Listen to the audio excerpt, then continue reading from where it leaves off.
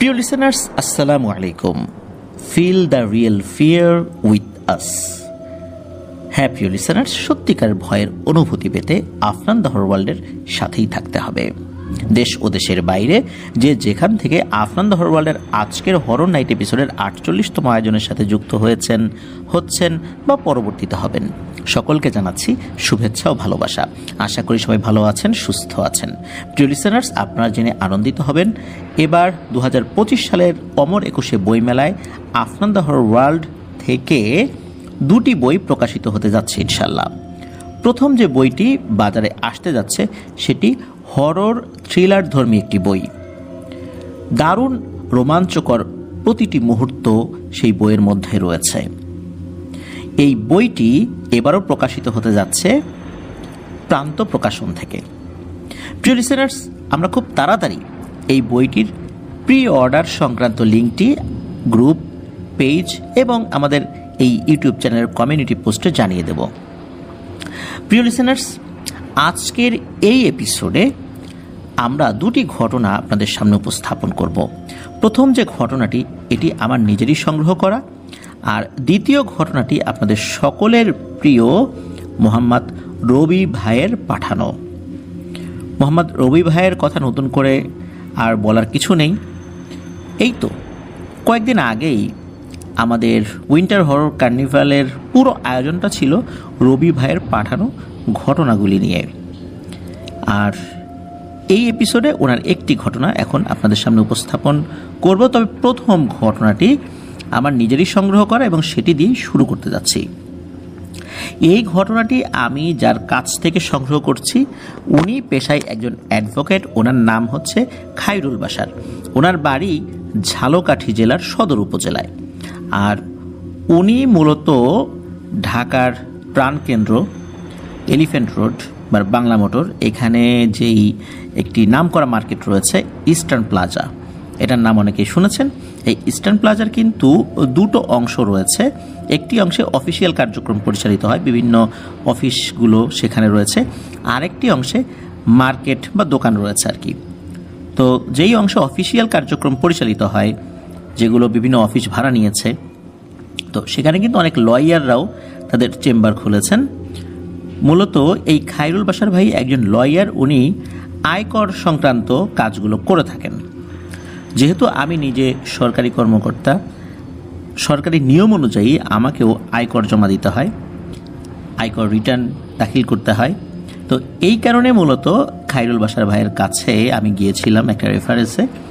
তো আমি যখন আমার ডকুমেন্টসগুলো ওনার সামনে উপস্থাপন করি, বিভিন্ন কথা প্রসঙ্গে যখন উনি জানতে পারলেন যে আমার একটি ইউটিউব চ্যানেল রয়েছে এবং আমি ভয়ের ঘটনাগুলো সংগ্রহ করি এবং উপস্থাপন করি, তখন উনি ওনার কাজ শেষ করে আমার সাথে একটি ঘটনা শেয়ার করলেন। একটি না, আরও অনেকগুলো ঘটনাই উনি শুরু করেছিলেন, তবে আমি একটি ঘটনা পুরোপুরি ওনার কাছ থেকে শুনতে পেরেছি এবং ওনার অনুমতি সাপেক্ষেই আমি এই ঘটনাটি আপনাদের সামনে উপস্থাপন করব। আর পরবর্তীতে ওনার আরও ঘটনাগুলো বিভিন্ন সময়ে যেগুলো ঘটেছিল, যেগুলো ওনার মনে আছে, সেগুলো আমাকে দেবেন বলে উনি বলেছেন। তো চলুন সেই ঘটনাটি এখন আপনাদের সামনে উপস্থাপন করি। ঘটনাটির সময়কাল ছিল 1980 থেকে 82 সালের ভেতরে, আর স্থান ঝালকাঠি সদর উপজেলাতেই। নির্দিষ্ট করে গ্রামের নামটি উনি বললেও সঙ্গত কারণে গ্রামের নামটি বলতে পারছি না, উনি সেটা বলতে নিষেধ করেছেন। তো ওই গ্রামেরই একটা হিন্দু পরিবার, মূলত ওই জায়গাটাতে বেশ অনেক হিন্দু পরিবারের বসবাস ছিল। তো অনেক পুরনো একটা হিন্দু পরিবার, বংশ পরম্পরায় ওনারা ওখানে বসবাস করছেন আর কি। তো তাদের প্রত্যেক ভিটাতেই বা প্রত্যেক জমিতেই একটি বিশাল আকৃতির কোরই গাছ ছিল, অনেক বড় কোরই গাছ। আর এই কোরই গাছটি নিয়ে তাদের নিজেদের মধ্যে অনেক কথা প্রচলিত থাকলেও ওনার দাদা, তার বাবা, তার দাদা, ওনারা কখনো এই কোরই গাছটি বিক্রি করেননি। এটার বয়স যে কত হয়েছিল এটা ওনারা নিজেরাও ভালো করে বলতে পারতেন না। তো একবার কি হয়, যেহেতু জমি জমা ভাগ করতে হবে, সন্তানাদি হয়েছে, এখন এত বড় কোরই গাছ যদি থাকে তাহলে তো জমি ভাগ করে সেখানে ঘরবাড়ি নির্মাণ করাটাও বেশ কঠিন একটি ব্যাপার হয়ে দাঁড়ায়। এই কারণেই মূলত ওই গাছটি কাটার সিদ্ধান্ত নেওয়া হয়।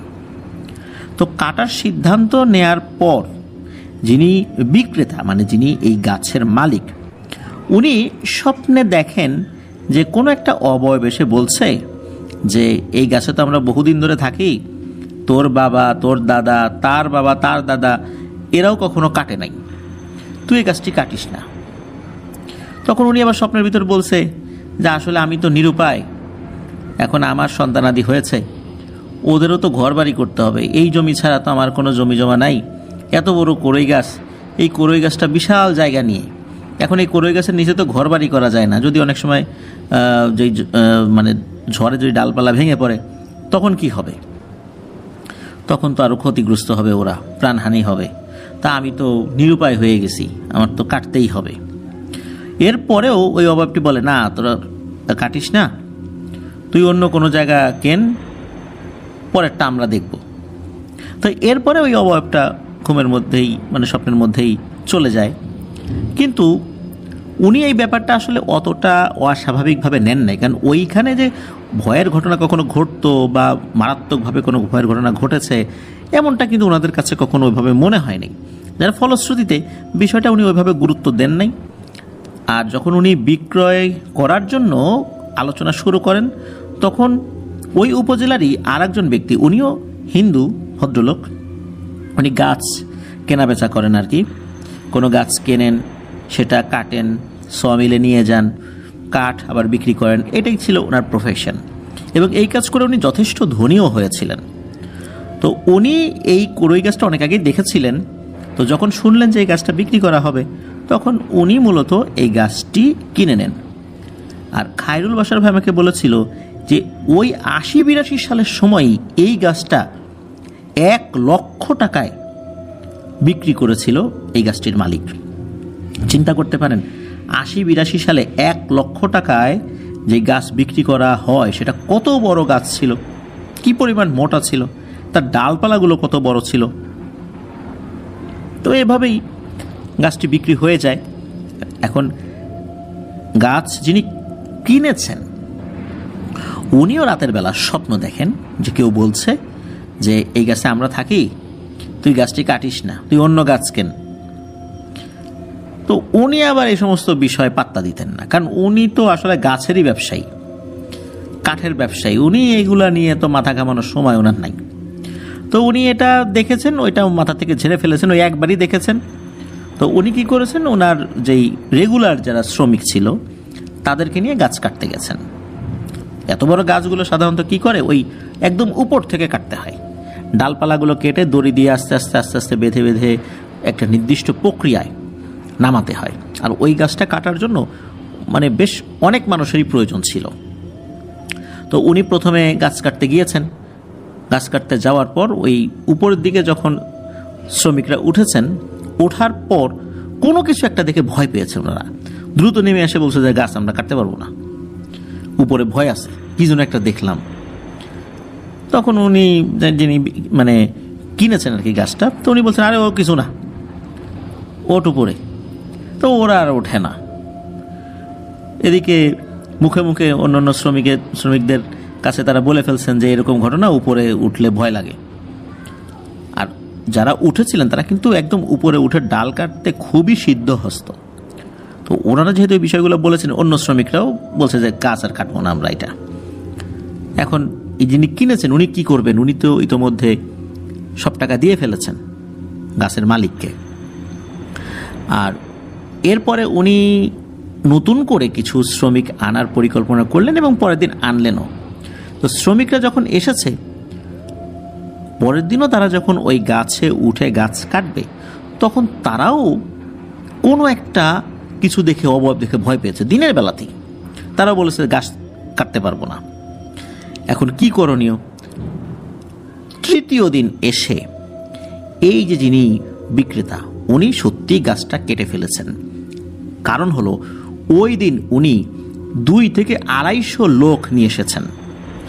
নিয়ে এসে উনি এক এক গ্রুপকে এক এক ডালে উঠিয়ে দিয়েছেন এবং একসাথে বিভিন্ন সাইট কাটা শুরু করেছেন, এবং সত্যি সত্যি গাছটি কাটা হয়ে যায়।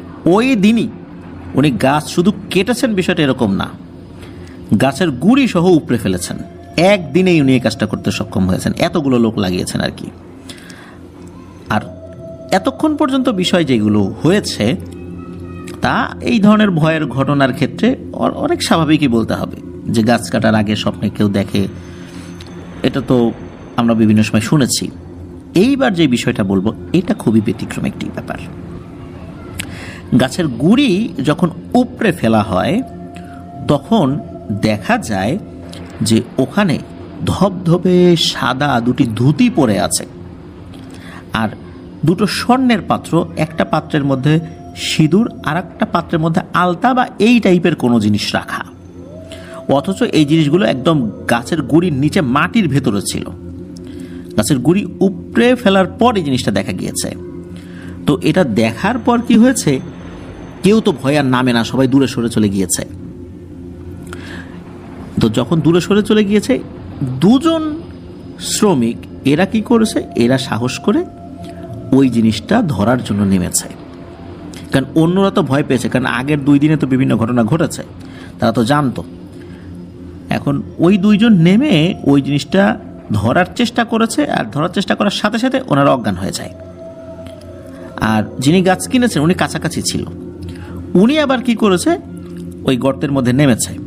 নামার পর উনি ওই ধুতি এবং ওই 2টা স্বর্ণের পাত্র, সিঁদুর এবং ওই আলতা সদৃশ এই জিনিসটা ছিল, এই জিনিসটা নিয়ে নেন। এরপর উনি ওইটা নিয়ে বাড়িতে চলে যান। এরপর ওই যে কাঠগুলো ছিল এগুলো সমিলে পাঠাই দেওয়া হয়। উনি যখন ওই বিষয়টা শুরুতেই বুঝতে পেরেছেন যে এই গাছে কোনো সমস্যা রয়েছে, এরপর উনি কেটেছেন। কাটার পর এইখানে যে ব্যাপারটা ছিল, বা এই যেই ধুতি, সিঁদুর, তারপরে আলতার মতো জিনিস, স্বর্ণের পাত্রে তো এই 2টা জিনিস ছিল আর কি। তো এটা নিয়ে আসার পর উনি বুঝতে পারলেন যে উনি বড় ধরনের কোনো একটা ভুল করে ফেলেছেন। এই জিনিসটা নিয়ে আসছেন, এই জিনিসটা নিয়ে আসার পরের দিন যখন দুঃসংবাদটা আসে তখন উনি ভালো করে বুঝতে পারেন কি সেই দুঃসংবাদ। দুঃসংবাদটা হচ্ছে ওই যে 2 শ্রমিক যারা অজ্ঞান হয়ে গিয়েছিল তাদেরকে তো হসপিটালে পাঠানো হয়, পরের দিন তারা দুজনই মারা যান। তখন বুঝতে পারলেন যে ও টাচ করার সাথে সাথে মারা গেল, এরপরে অসুস্থ হয়ে আমি এই জিনিসটা নিয়ে আসছি, না জানি কোন বিপদ আমার উপর অপেক্ষা করছে। ওই জিনিসটা উনি কি করেছেন এটা জানা যায় না। ওই 2টা ধুতি বা ওই যে স্বর্ণের 2টো পাত্রের মধ্যে যেটার মধ্যে সিঁদুর ছিল এবং আলতা সদৃশ জিনিস ছিল, এটা কি করেছেন এটা জানা যায় না।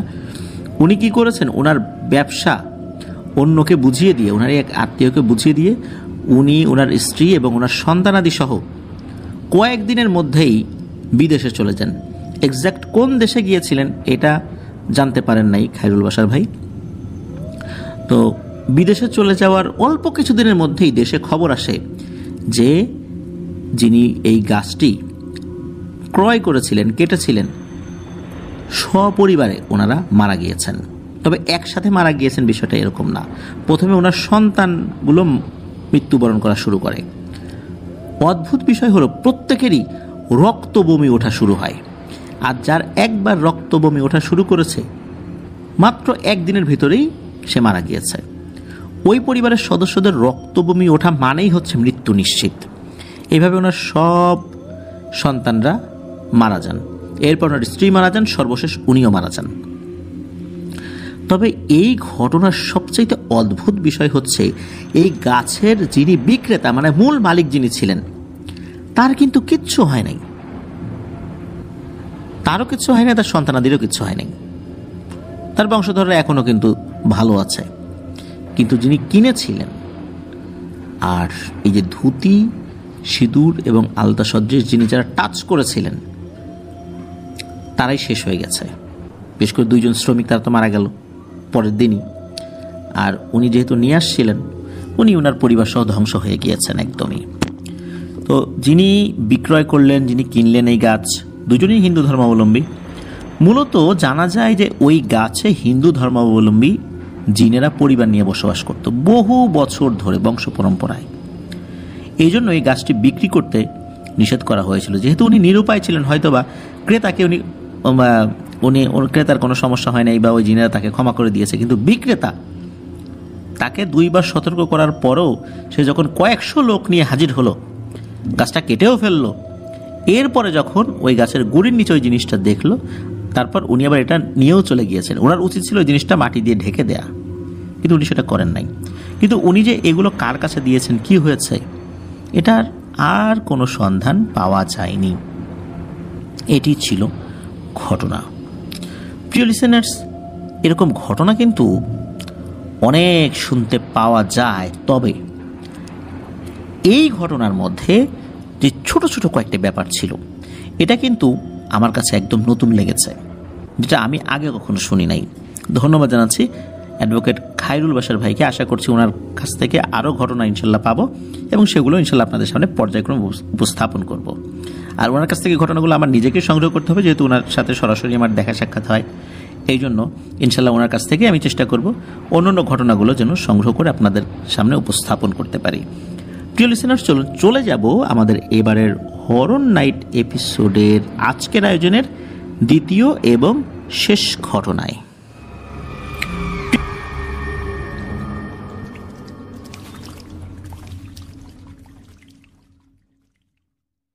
প্রিয় লিসেনার্স, রবি ভাইকে নতুন করে পরিচয় করিয়ে দেওয়ার কিছু নেই, তারপরও যারা নতুন লিসেনার রয়েছেন তাদের জন্য বলছি যে উনি বর্তমানে USAID-এর একজন কর্মকর্তা হিসাবে কর্মরত রয়েছেন।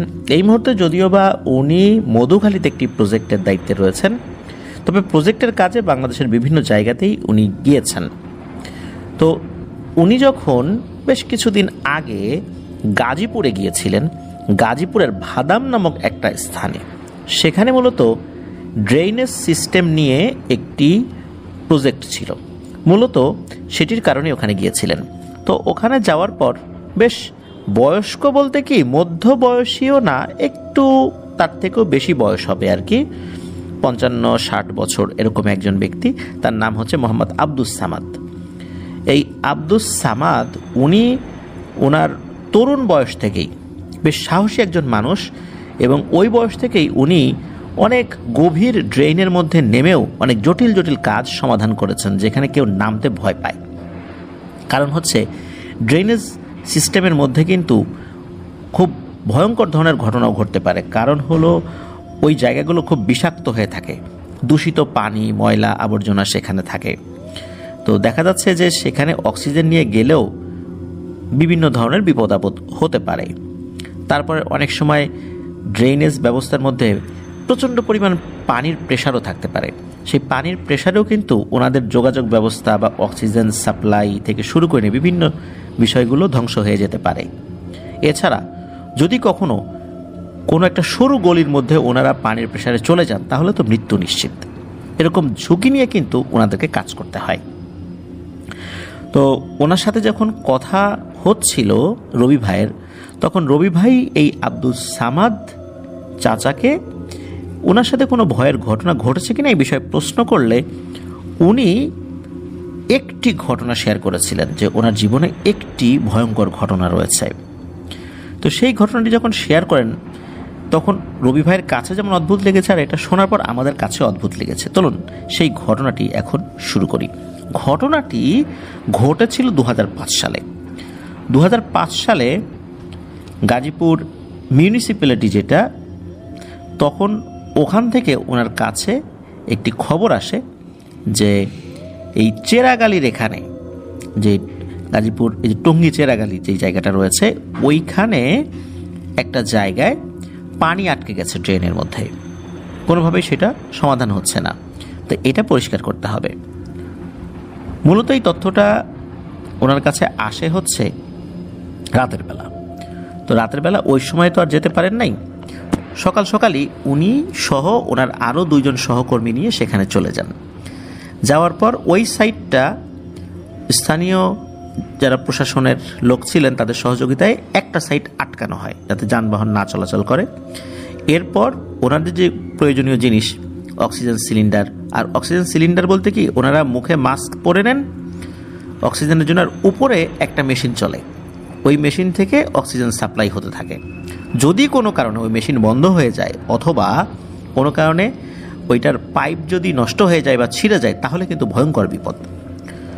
তো উনি প্রথমে নামেন যেই জায়গাটাতে সমস্যা আছে বলে মনে হয় আর কি, মানে যেখানে পানি এসে ওখান থেকে পানি বের হয়ে আসছে।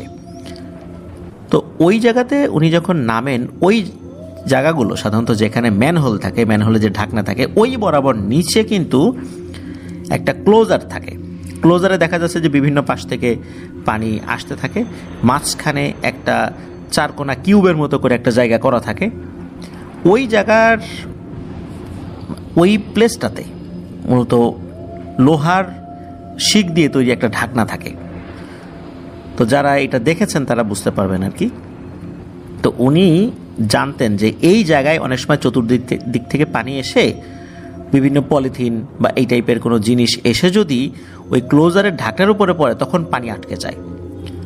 আর ওই ক্লোজারের ওই জায়গাটাতে প্রচণ্ড পানির প্রেশার থাকে।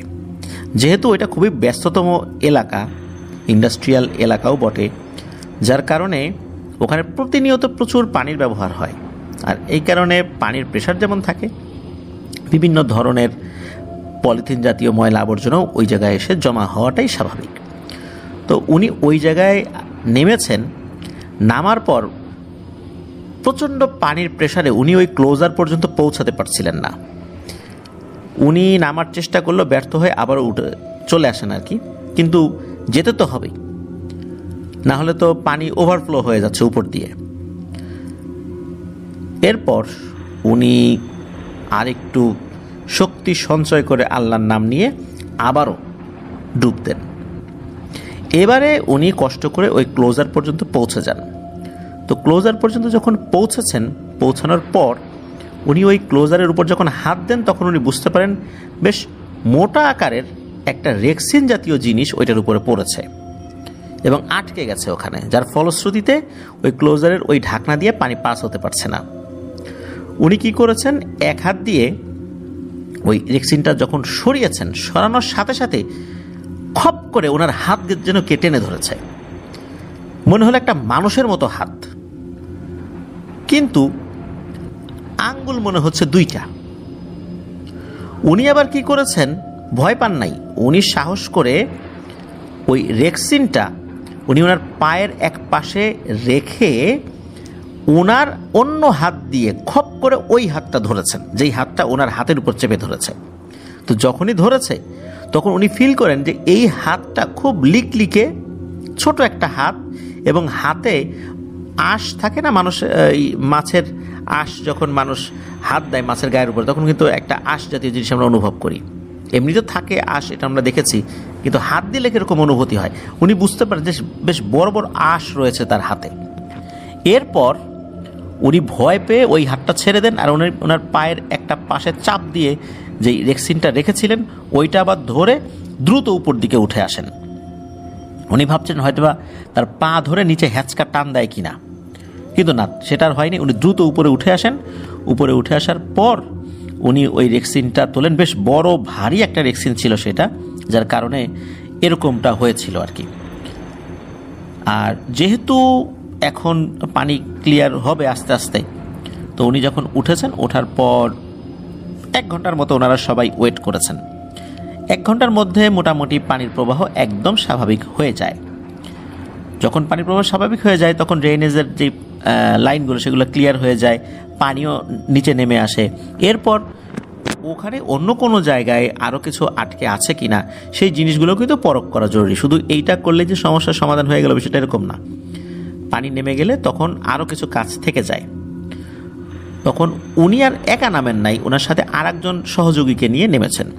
তো দুইজন দুই দিকে যান। একজন চলে যান ওই দিক দিয়ে নেমে গাজীপুর চৌরাস্তার দিকে যেই ড্রেনটা চলে গেছে ওই ড্রেনগুলো কিন্তু অনেক বড় বড় ড্রেন।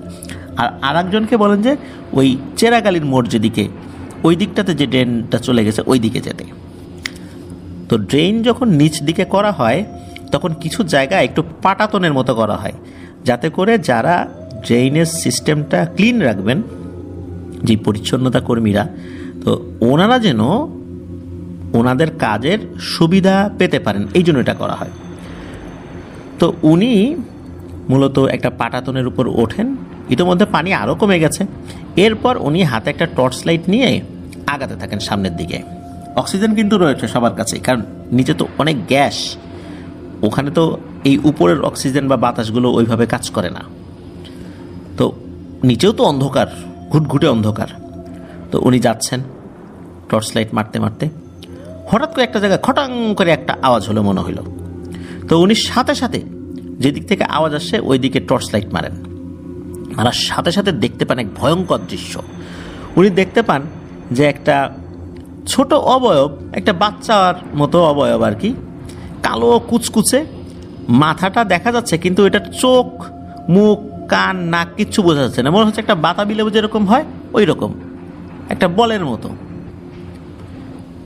বা বাতাবি লেবুর মতো, যেখানে কোনো চোখ, মুখ, নাক কিচ্ছু নেই, কিন্তু হাত রয়েছে, হাতের আঙ্গুল দুইটা।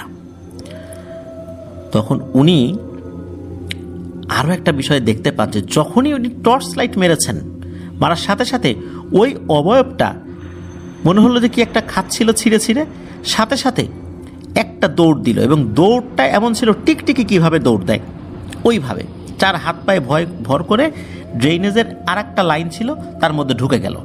উনি আবার তাড়াতাড়ি করে এগিয়ে গিয়ে ওই লাইনটার মধ্যে টর্চ মেরেছেন। ওই লাইনটা কিন্তু সোজা অনেকটা পথ গিয়েছে। তো যতক্ষণ ওনার টর্চ লাইট ধরা ছিল উনি দেখতে পাচ্ছিলেন যে ওই অবয়বটা টিকটিকির মতো দৌড়ে দৌড়ে চলে যাচ্ছে। যতক্ষণ টর্চের আলো ছিল বা যতদূর দেখা যায় উনি ওইটা পুরোটাই দেখেছিলেন। এরপর উনি দেখার চেষ্টা করলেন যে আসলে জিনিসটা কি খাচ্ছিল। তো উনি দেখলেন যে ওখানে কাকের মতো কিছু একটা পড়ে আছে, কাক বা এই টাইপের কোনো একটা পাখির মৃতদেহ পড়ে আছে, ওটা ছেঁড়া, তো ওটাই ওই জিনিসটা খাচ্ছিল। তো এটা দেখে তো উনি বেশ ভয় পান এবং উনি চিৎকার দিয়ে ওনার সহকর্মীকে ডাক দেন। আর যেহেতু ওই লাইনটা তো সোজা, হালকা শব্দ অনেক দূর পর্যন্ত শোনা যায়, তো ওনার সহকর্মী উনি দ্রুত তার দিকে এগিয়ে আসার চেষ্টা করছিলেন। তবে ওনার সহকর্মীর ওই সাইডটাতে বেশ কোথাও হাঁটু পর্যন্ত পানি, কোথাও কোমর পর্যন্ত পানি, এরকম ছিল। তো ওনার আসতে একটু সময় লাগে। তো এরপর ওনাকে সাথে নিয়ে উপর দিকে চলে আসেন, আর কোনো সমস্যা ছিল না। উনি যখন ওনার ড্রেসটা খোলেন, যে ড্রেস পরে নেমেছিলেন, এরপর দেখা যায় ওনার এক হাতে, বিশেষ করে ডান হাতে 2 আঙ্গুলের ছাপ রয়েছে এবং গভীরভাবে সেই ছাপটা বসে গেছে। ওই যে উনি যখন ওই ক্লোজারের ওখানে ঢাকনাটা ধরতে গিয়েছিলেন, তখন যখন ওনার হাতটা চেপে ধরেছিল, তো ওই ছাপটাই মূলত। তো উনি ওনার সহকর্মীকে এই বিষয়ে খুব একটা কিছু বলেন নাই।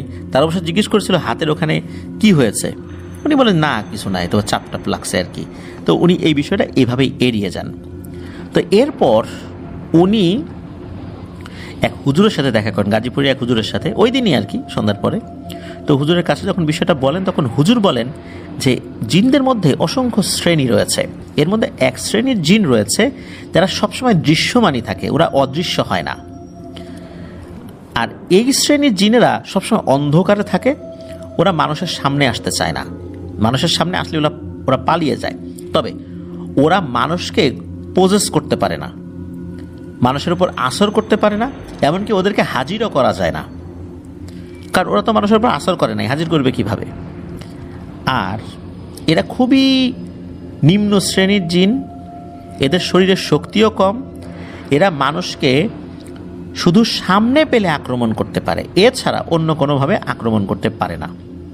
তো আপনি ওরকমই একটা জিনের খপ্পরে পড়েছিলেন, আল্লাহর রহমতে আপনি ভালো আছেন, সুস্থ আছেন, এটাই বেশি। তো এরপরে উনি এই আব্দুস সামাদ চাচাকে কিছু দোয়া শিখিয়ে দেন যে এরপর থেকে আপনি যখন এই ধরনের কাজে যাবেন তখন এই দোয়াগুলো পড়ে নামবেন, ইনশাল্লাহ আপনার কোনো কিছু হবে না বা এই টাইপের জিনিসগুলো আপনার আশেপাশে আসতে পারবে না।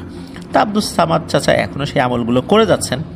তো আব্দুস সামাদ চাচা যেই প্রফেশনটাতে রয়েছেন, আমরা কিন্তু অনেকেই এই প্রফেশনে যুক্ত মানুষগুলোকে খুব একটা পছন্দ করি না, কিন্তু আমরা কি একবারও চিন্তা করেছি এই কাজটি কতটুকু ঝুঁকিপূর্ণ, আর এই কাজে গিয়ে যে কোনো সময় তাদের মৃত্যু হতে পারে। আর এই মানুষগুলো আছেন বলেই আমাদের শহর, আমাদের আশপাশ থাকে পরিষ্কার পরিচ্ছন্ন।